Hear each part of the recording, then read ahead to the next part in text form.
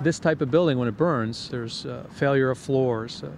And what that results in is a serious entrapment hazard or a fall-through hazard for our firefighters when they're searching for people or vagrants that may have broken into the building.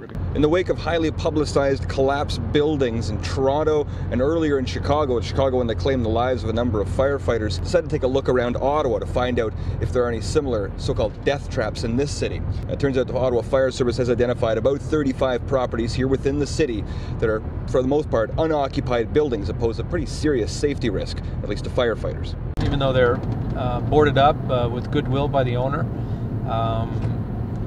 people have broken into, and the fire service has to go in and see if they're in there. And then in doing so, we may have holes in the floor. We may have, as you related earlier, is needles.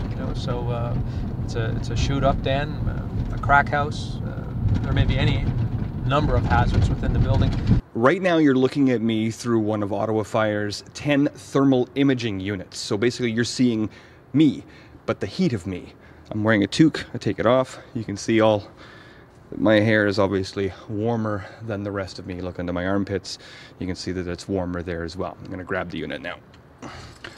So why these things work so well is because this will allow firefighters to see inside the derelict buildings. It means that firefighters don't have to be in those buildings as long. Here we are in a low light environment, and here's my hand leaning against this wall.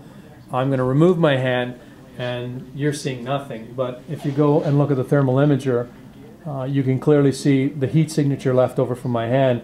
And then this has been used to locate children. There was a time when we went into buildings without masks, and everybody thinks that would be lunacy today. And this tool basically allows you to see in smoke.